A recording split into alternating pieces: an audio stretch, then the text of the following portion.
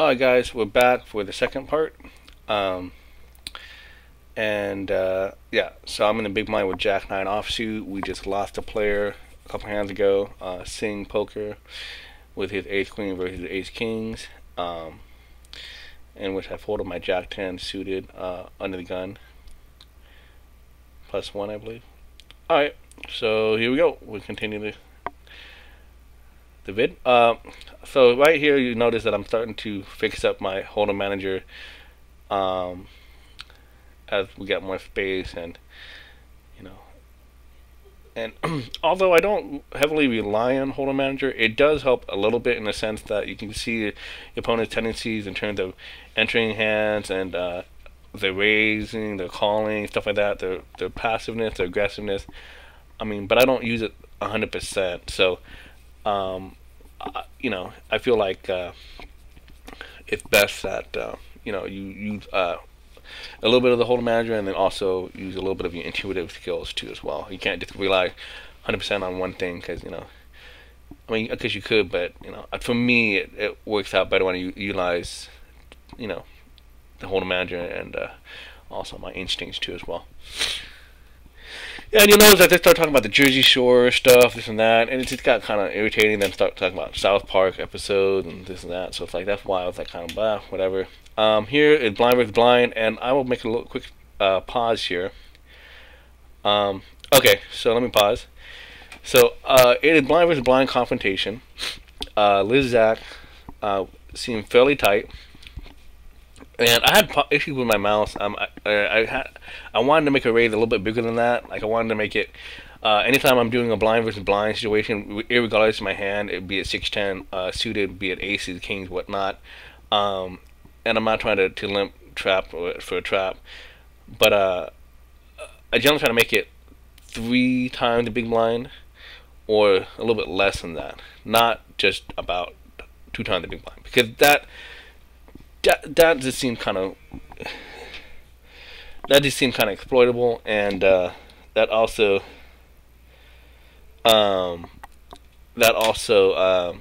makes it easy to play against, I think. Or exploitable, easy to play, the same thing. It just seems weak, so it's not gonna accomplish what I want.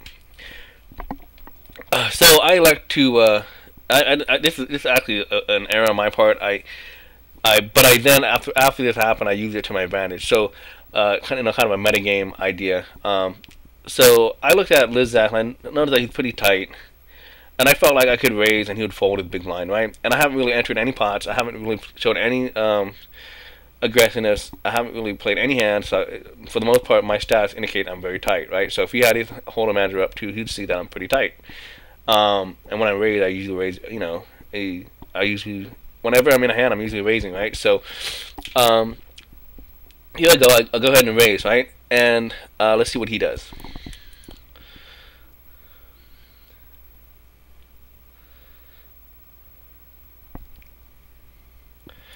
Okay, so he thinks about it for like a minute, or not even a minute, probably like 30 seconds, and he instantly pops me back about 3x, right? Now here's the rub here, and I was thinking, you know what, I knew right away, as soon as this bet happened, it was a mistake because I wanted to make it bigger. But as soon as this bet happened, I knew he can pop back, or play back, if he was that kind of opponent, and he seemed like that because he's, he has pretty straightforward stats, like pretty tricky, like in terms of like, he's not spewy like let's see, Chris Meister over here. What's his stat? I don't know where his stat went, but anyway, yeah, so the most part is, right here, 20, well, Chris Meister, his stat doesn't say he's spewy, but he was pretty spewy, though, in the later stages, and Collie, too, as well. So, anyways, when he raised here, I do have to give him credit for that kind of raise, too, but at the same time, I felt like he could be playing back at me, right, and so I said, you know what, either I make a move here, meaning I 4-bet him, right, or I fold and use that same image, and once the situation like that happens again, I can go ahead and shove over or make a play at him, right? And so what I did was here, I think I instantly folded to kind of give him like an idea that, you know what, like, oh, you caught me in my hand in the cookie jar, bad me, and I fold, right? So I want him to get that idea that, hey, I'm not gonna do that again, or whatever, what have you, right? Or in a sense that, just that, kind of get that in his mind that it was a bad move by me and he outplayed me, or I might have had a hand but he outplayed me, kind of deal. So in other words, I just want him to feel comfortable doing that again, and so I like to fold. But keep in mind clearly, this is either a shove, a four bet, or a fold. A calling is just too weak. But although I will say though, calling could be okay given the fact that on any board texture you shove to get him to fold, right? I mean, like, it's one of those things where you do a stop go kind of effect, right? We're gonna call his bet but then shove the flop, right? Anyway, so I'm like, all right, fine, you got me, and I decided to fold that. And as the video progresses, you'll see a hand that plays out that I somewhat got my chips back, so to speak.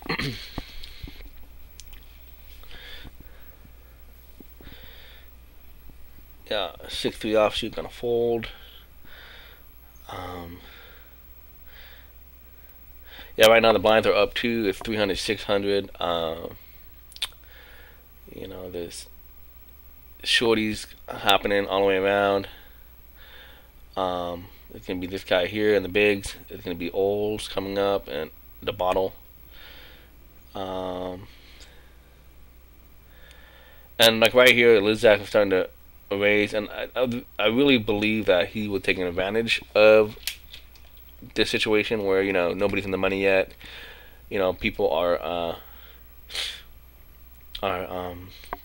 short and they're afraid to play back. So I mean, I really do believe that he, out of everybody on the table, was one of the more trickier opponents, and I really didn't want to face him if it gets headed up, and we'll see what happens there.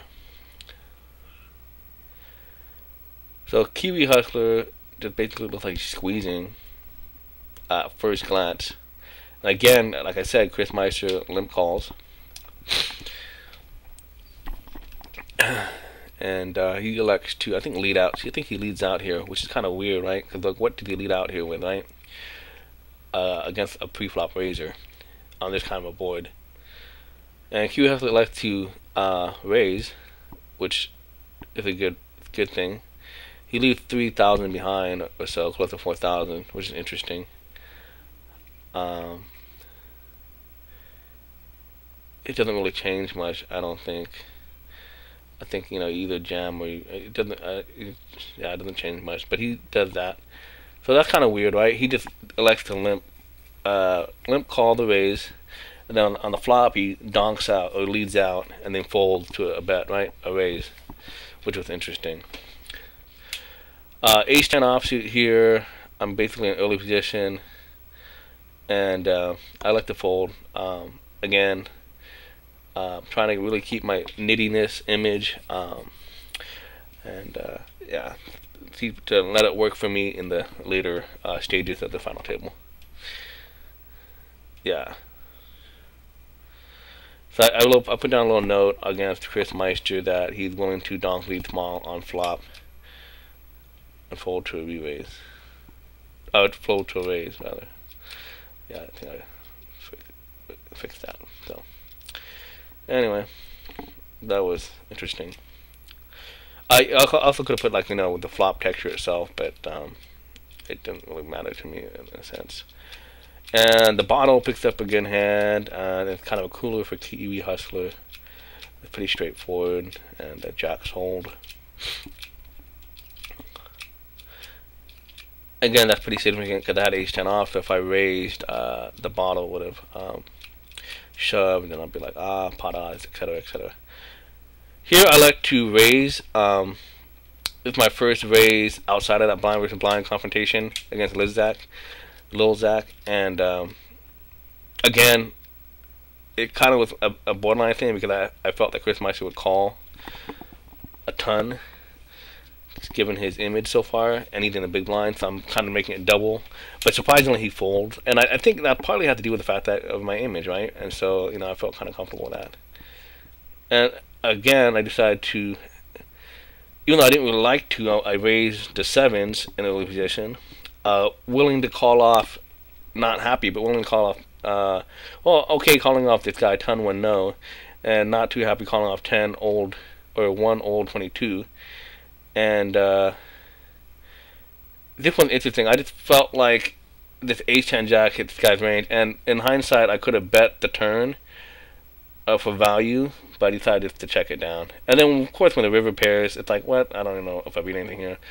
But unfortunately, for him, he showed threes, and I take it down, and that only further like displays my nittiness and my passiveness, I guess, in that sense. And yeah, it was kind of interesting. I think in hindsight on that turn, I should have bet out to protect my hand and also get value, because there's the diamond draw out there, so there's no point in me just trying to like trying to get a cheap showdown. In reality, what's he calling with, out of the big, maybe a wide range, because it's only double, it's only one more big line to him, but I don't know. I felt like I played the turn kind of wrong, but I was fortunate to have it go to showdown, and he had threes, so that was cool. And it's interesting to know too, he just called the threes when he only had like a little bit over 10 big blinds left, or 12 big blinds left behind. So in my opinion, I would have either folded or shoved, because he's trying to set mine, and I don't know, that didn't seem like the best play. It's either fold or shove to me, to be honest. And yeah, I decided to fold the 8-5 offsuit against Lil Zach's under the gun raise, respecting his range to be very tight there. Just let it go. And yeah, and for the most part, my nittiness image was amplified by the fact that I wasn't getting cards too. And when I was getting some decent cards, I was in bad spots to do anything with it. So Kiwi Hustler jams for about like 14, 15 big blinds, and okay, my 3-4 offsuit can definitely not call that, so I fold. Lil Zach has the ace king, ta-da, and I think he spikes an ace. Spoiler, huh? I think he does. Yeah, huh? That's spoiler there, guys. Sorry, but yeah, so he knocks out Kiwi, and we're now down to 8 players. I have the mighty 4-7 offsuit in this situation, and it folds to me, and I think, I'm not quite sure if I raised here, but I really hope I do. But again, it's not a bad thing if I didn't. I'm not sure if Cruisen, yeah, never mind. Cruisen raises, so I think if Cruisen didn't raise, I would have raised, but I left to fold that, and I think yeah, because I want to break here, and I paused it, and now we're back on. Okay, so I think I would have taken that opportunity to steal too, but when Cruisen opened up, I had to fold my 4-7 offsuit. I got 2-7 offsuit over here. I choose to fold against the bottles open, and I'm okay with that. And with the H2 offsuit, I like to fold this one too, because the very fact that the small blind has literally no chips left, and my 2, I just don't like my 2 there. I mean, if this was like a 4 or a 5, then I'd open up. But yeah, I think I thought about it for a second. I just didn't like my kicker, and I ended up folding.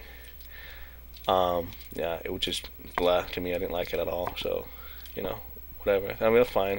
And it gets folded to the big line. So, yeah, I didn't feel like risking effectively my stack, or at the worst, a third of my stack. A quarter of my stack rather, or maybe 10%. I think 10% of my stack, maybe. Yeah, 10% of my stack. It just didn't. I don't know. You can make an argument for raising there. I'm not sure. I didn't feel like entering a pot with that hand. So, Jack 9 offsuit against Cruisen for the bruising, or for a bruising opens. I fold.